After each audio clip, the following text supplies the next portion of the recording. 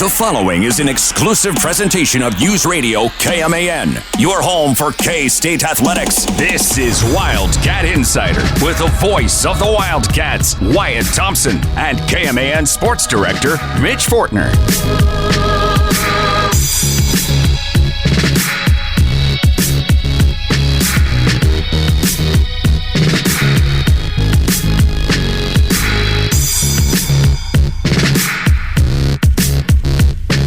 Well, for the final time in the 2023-24 academic year, we welcome you to Wildcat Insider. Mitch Fortner, the voice of the Cats, Wyatt Thompson. We're in the main studio, just us two today hanging out. As coming up in hour number 2, we'll have a double dip of K-State men's basketball coaches. We'll lead off hour number 2 with Anthony Winchester, assistant coach for the K-State men's basketball team, and then Jerome Tang himself will be joining us at 5:25. We'll take a look at K-State baseball, K-State women's golf with an excellent finish in the Big 12 championship. K-State women's basketball signs today an electric score out of the transfer portal. More details coming up about her here in just a few moments. Wyatt, it's our final Wildcat Insider of the year. You're just telling me off air how crazy it is, how time flies with the feels like it was just August a few months ago, and now we're about to wrap up Wildcat Insider for 23-24. And you think about how much has happened since the school season started, the school year started in August, and where we are now. It really is an amazing thing, and it always is, right? I mean, you get to experience so many things, so many different sports and all of that. But, man, it does. It seems to just run all together and goes very, very quickly year in and year out. I thought it would be fun. We got a couple of open segments here today, including this first one, before we get to some recent business, some new business from this past weekend. And then today, of course, women's basketball with a big signing today, the commitment coming in this over the weekend. We would have a couple of chances here, just an opportunity to just kind of reflect on the 2023-24 academic year with football, basketball, whatever we really want to talk about. And I guess if you want, we can open up with some football because that's where it really all started for us. Sure. And Wildcat Insider, the first episode, the week of that first game of the year. And I hate to say it, but my very first memory that I can think of the 2023 football season was Harrison Mevis from 61 yards out in Columbia, Missouri to break all of our hearts in week 3 of the football season. There are a lot of good moments. No doubt. But there were some pretty heavy moments this past season as well for Chris Kleiman. And that was one of them, wasn't it? Because if you're being honest about it, it really took Mizzou to a different level. It gave them a great deal of confidence. As it turned out, and I'll say that again, as it turned out, they had a very good running back, a very good team, and very much an underrated quarterback. That kid had a terrific year, and there are people saying now that next year they may have as good a team as they've had in a long, long time. We'll see, but that win propelled them to a very nice season. What did it do to K-State? Well, it set them back a little bit, but I think they did recover, obviously. They finished very strongly. I think with the K-State football season of last fall, for me, it was – remember now they were the defending champions in the Big 12, sky high the expectations, Will Howard back and all of those kinds of things. I thought they persevered. They went through some injury issues that certainly made, this. It was a factor, no question about that. But at the end of the day, they did win a lot of quality football games too, and the way it ended with, if you think back to December with Colin Klein leaving, Will Howard going into the transfer portal, and then it ends up where you've got the real true start of what I'll describe as the Avery Johnson era with the bowl win in Florida. That was it really was quite a year if you really think about it. It really was. Avery Johnson's legacy that even started before he came on campus and when he made his commitment announcement before he was even a Cat.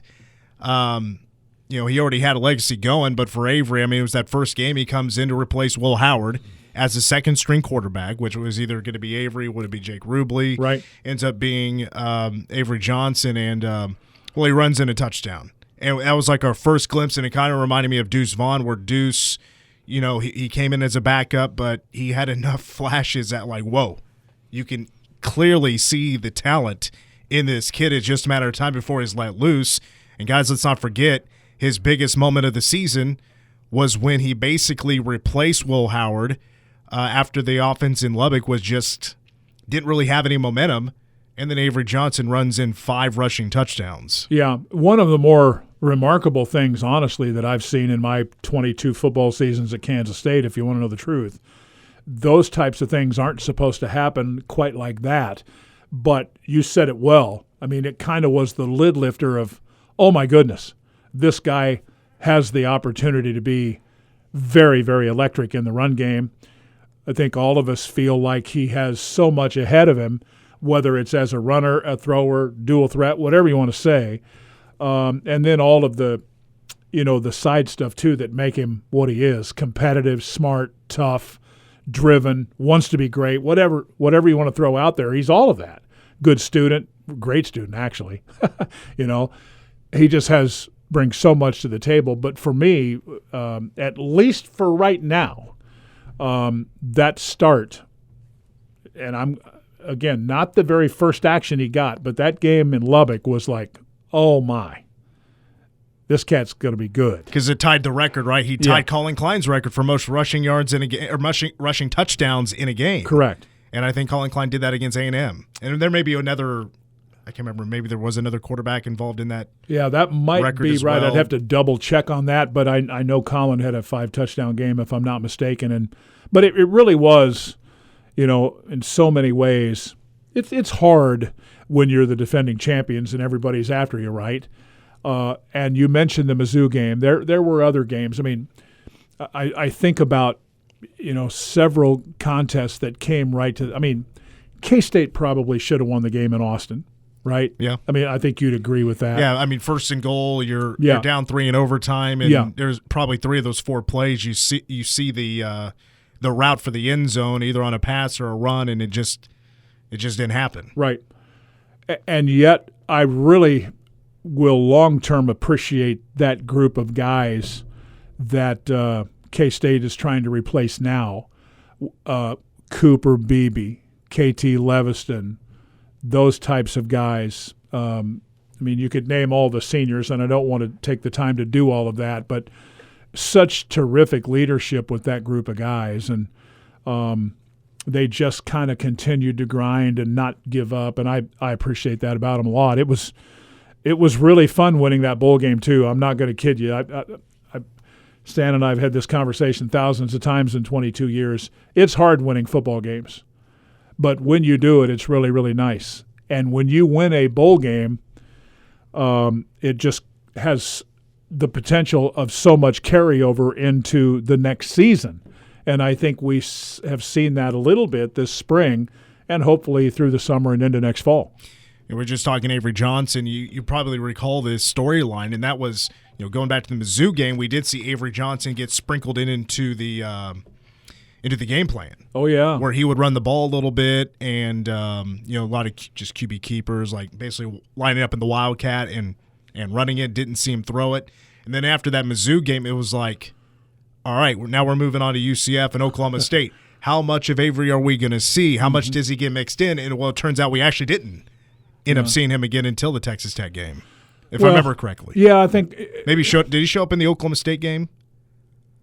I don't recall. If he did, it was very limited. Yeah, I that was another game that was a little bit frustrating. And that was very much Friday night. Yeah. But I think you do have to look at that season in its entirety with Avery in that it is a process, right? I mean, you go through times there where everybody, I say everybody, that's generalizing it maybe too much, but so many of the fans were hoping to see him in a bigger role right after the Texas Tech game, and I get it, but you still, I mean, you had Will Howard, he's a winning quarterback, right? I mean, so that is also, part of what I will remember about 2023.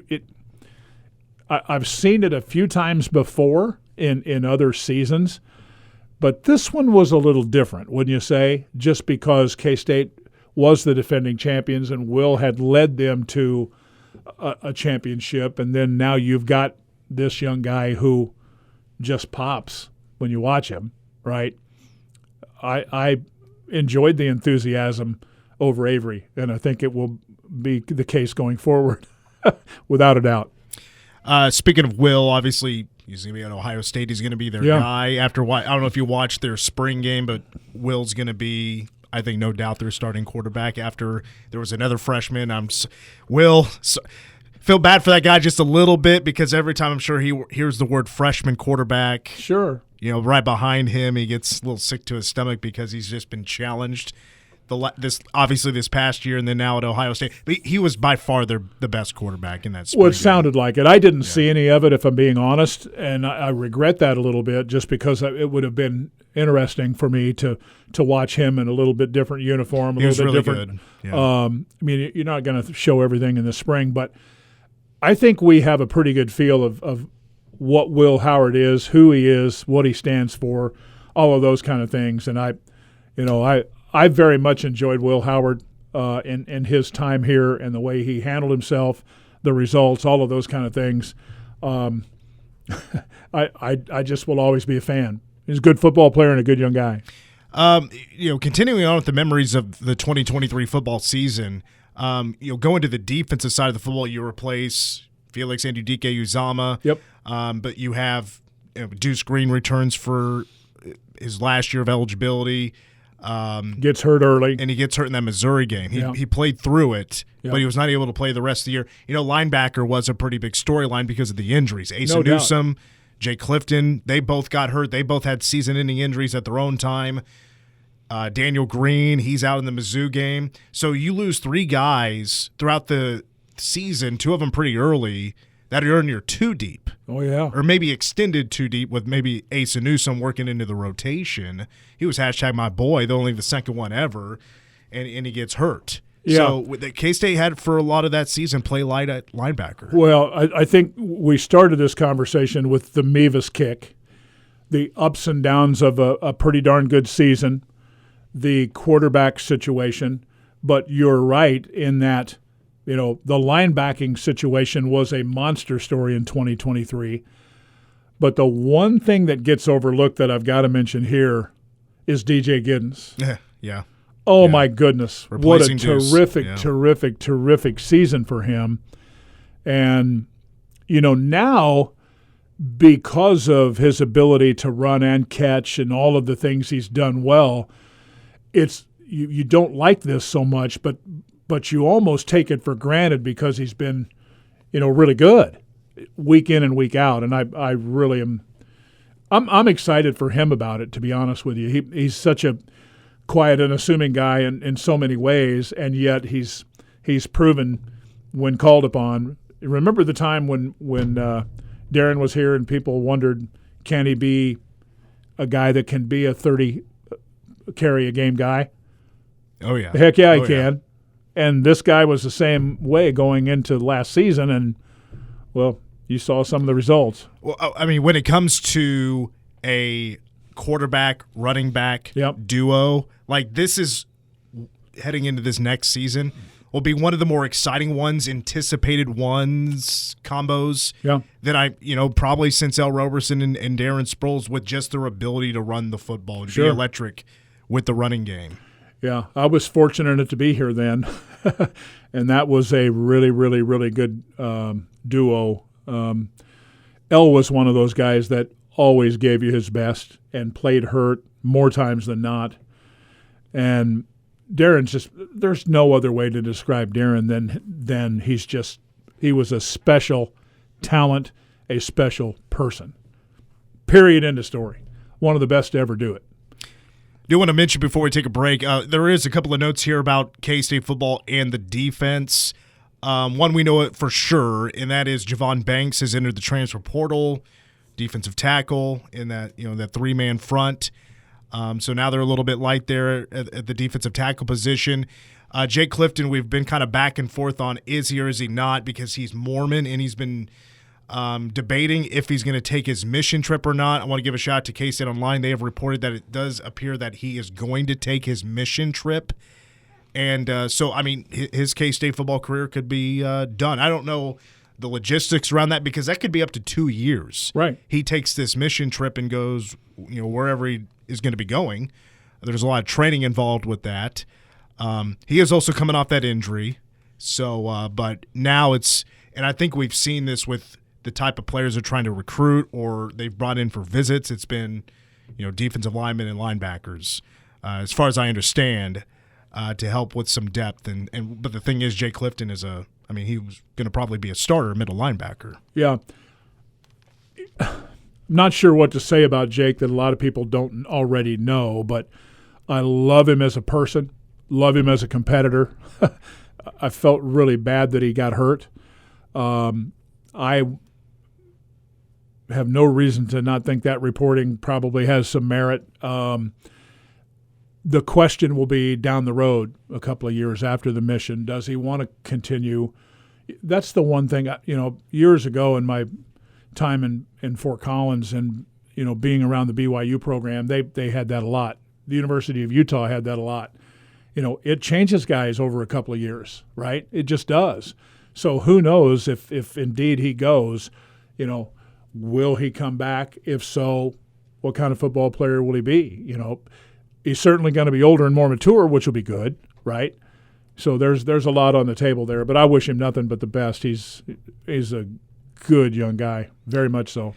Let's take a break. When we come back, we'll jump to K-State women's basketball. They're also getting after it in the transfer portal to build a roster and building off of last year's success that got them to the second round of the Big 12 tournament with Aoka Lee back. They have much larger goals in mind. Well, they got a pretty key piece to maybe get to those goals. And we'll talk about that new player for K-State women's basketball out of the transfer portal when we come back on Wildcat Insider. Well, congratulations to Ozzy Osbourne. That's a Black Sabbath song as we come back in. Ozzy Osbourne going into the Rock and Roll Hall of Fame as a solo inductee. I'm sure we'll get to more of that on tomorrow's episode of the game. Meanwhile, we're back on Wildcat Insider. Mitch Fortner, the voice of the Cats. Wyatt Thompson. We're both in the main studio, and it's just us two today. It's going to be really hard to take phone calls, so I think we're going to leave the phone lines closed for today. It'll be really difficult to handle all that, but we got plenty to talk about, including a couple of guests in hour number 2, and that'll feature from K-State men's basketball at 5:10, assistant coach Anthony Winchester, and then the man himself, Jerome Tang, will join us after him at 5:25. Wyatt, let's jump to K-State women's basketball. Of course, we learned a couple of weeks ago, I spoke to Aoka Lee last week, and that she is going to be back for her last year of eligibility. I mean, that alone is just a major, major impact on what next season could be, and it has already kind of set the tone of what next year could possibly be. Well, it's so big that she comes back on so many levels. One of the best bigs in the country in women's basketball, no doubt about that. I think everybody is excited to have her back. And really, when you think about it, other than Gabby Gregory, with Aoka coming back, Mitch, there's just not much change with this team. But replacing Gabby is not the easiest thing to do, and yet with this latest commitment from the transfer portal, it looks like they've done that with a terrific, terrific talent, a young lady who can score at different levels, can play, a couple of different positions. I'm just, by the way, I don't want to sound like a salesman here, but you can make a deposit on women's season basketball tickets now. I think I would if I were you, because they're going to be a blast to watch. Well, a big part of what they needed out of the portal is a replacement for Gabby Gregory. That's it. Even though it was more of a four-guard and then Aoka Lee look, Temira Poindexter is who you're referencing, and that news came out yesterday that the women's basketball team also has their own cat signals that they release on social media when they get a commitment from a recruit, and K-State did get better yesterday. Temira Poindexter is from Oklahoma. She played 3 seasons with the Tulsa Golden Hurricanes. And she was the conference player of the year. This past season was named honorable mention All-American. That already tells you she's pretty good for this, not this draft, obviously, because it was just, what was it, last week, the WNBA draft, but next year's WNBA draft, she is a prospect for that draft, and so would Ayoka Lee. So K-State's front court is now really good. Temira Poindexter, again, is 6'1". She's a junior. And, of course, what stands out was this past season, she averaged 21 points, 6 rebounds per game. Have you watched any film on her yet? I have not. So I spent a little time earlier today watching some film. Now, when I say film, it's highlight reels, right? Mm-hmm. It's just whatever I can find online. It's highlight reels. You're not going to see the weaknesses, of course. She can be a good three-point shooter, 32%. Now, when I throw that number out, that is an average number in women's basketball. K-State didn't have a solid year shooting the three. That is a bump up, I think, in talent right there just from shooting the three. But what I thought K-State just struggled with is they didn't really have a mid-range game. Poindexter can shoot the three. She can score inside. She's really good off contact. But she has a pull-up game to her arsenal, and she doesn't mind once in a while doing it from 15 feet out, sure. 10 to 15 feet out. She can knock down those shots. I think that is something that's necessary for K-State. And, of course, offense, you wanted a great score. Well, and I there's people smarter than me out there about women's basketball and about who's out there that K-State could go get. Poindexter was at the top of some of these people's boards, and that's exactly what K-State was needing. Somebody that can just go score the basketball. 21 points a game is incredible. She's not going to be asked to do that, obviously. But it is a big help in the front court to help out Yoki. And let's not forget, Kennedy Taylor is going to transfer in from Missouri State, who averaged about 11 points per game, is going to be a great backup for Ayoka Lee. So she has now more help in the front court. You've laid that out really, really well, because I think that does, with those two adds and losing Gabby, it makes them comparable, if not better, with the depth and the front line grouping, right? I mean, I think that's – here's the other thing that not many people have talked about. I've only heard a couple of people mention this, but think about this with Ayoka Lee. Everybody knows what she can be, but I'm excited for the fact that she's going to have an offseason where she can work to get healthier and better. And then with Poindexter at 21 points a game, almost 6 rebounds, shoots 43%, 32% from three. She can play a little bit of stretch four. She can play the three position.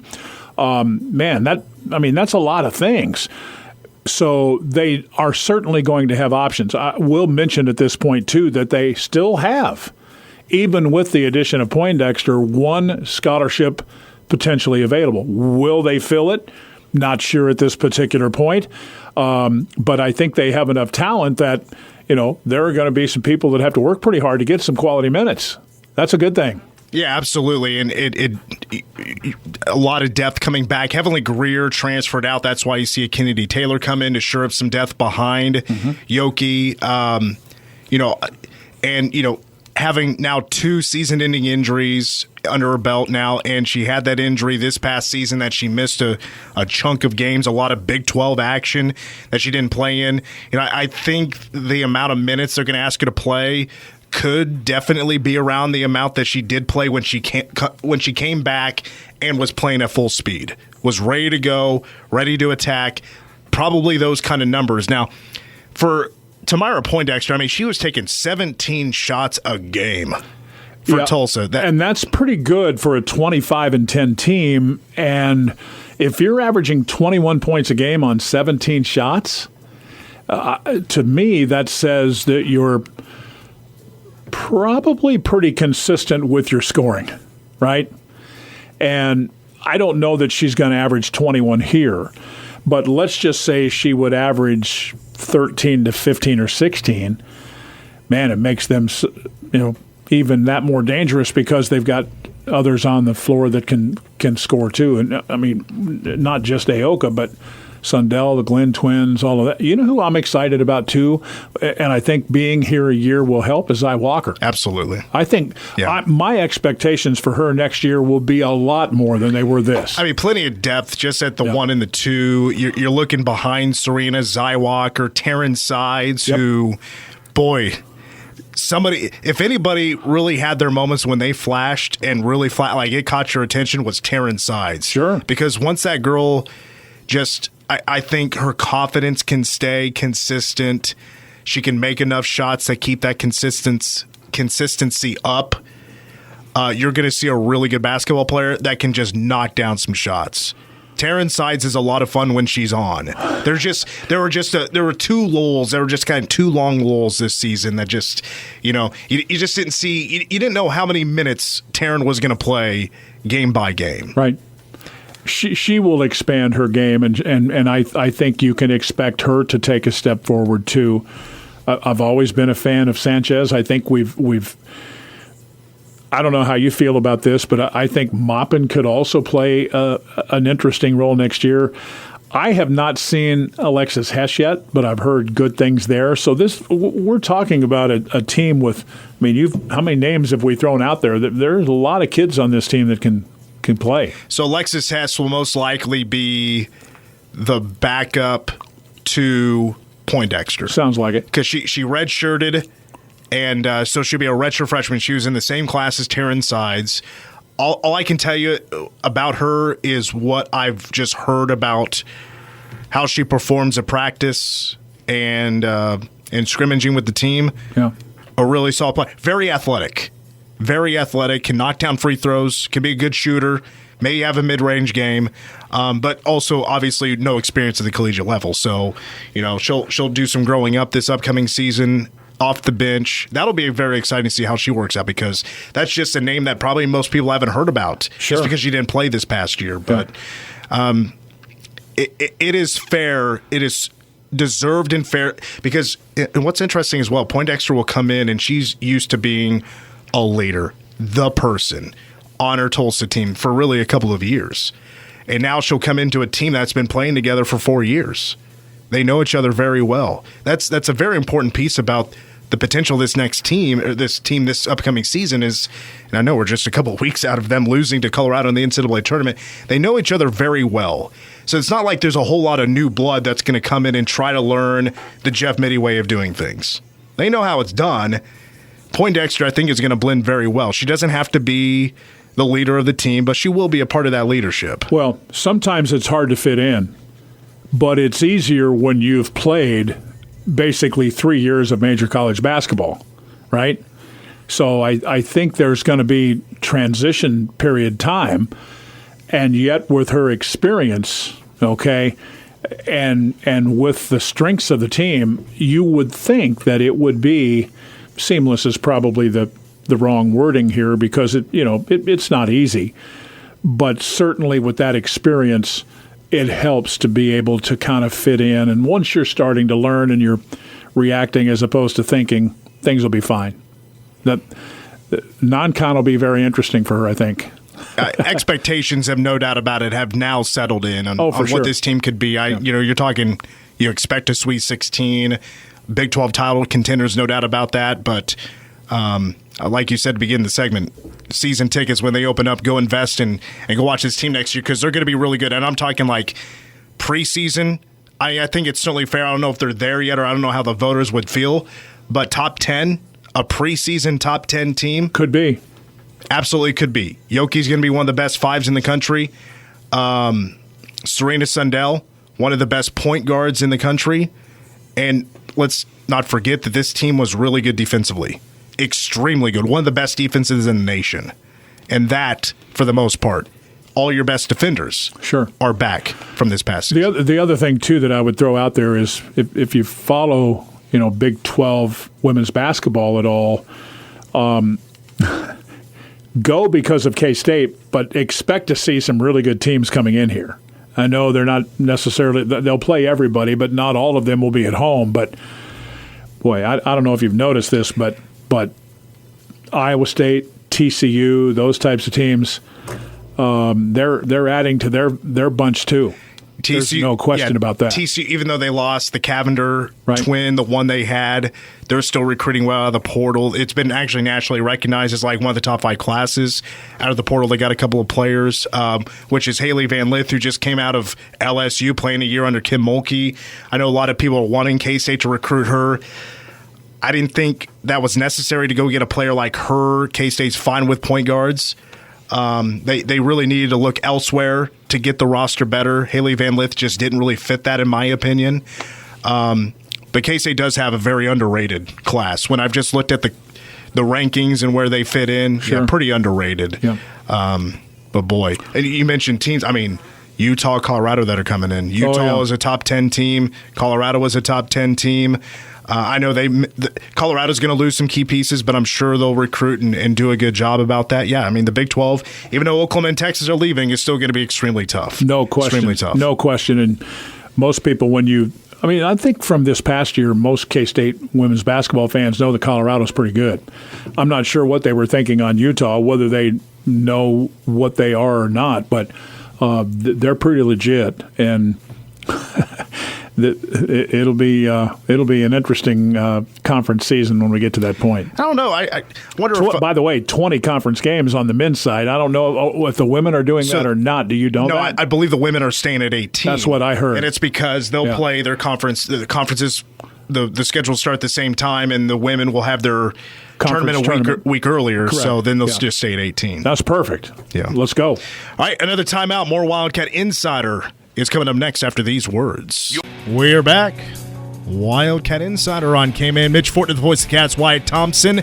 We're both in the main studio today. I'm on the board, and Wyatt is to my 2 o'clock. Let's jump into a little K-State baseball. They certainly need a tip of the cap for their work this weekend. I know Sunday it didn't go their way. They fall 6-4. They were just kind of chasing Oklahoma State after the first couple of innings after going down 4-1, and they would get within 1 and then within 2 after Oklahoma State stretched it out again.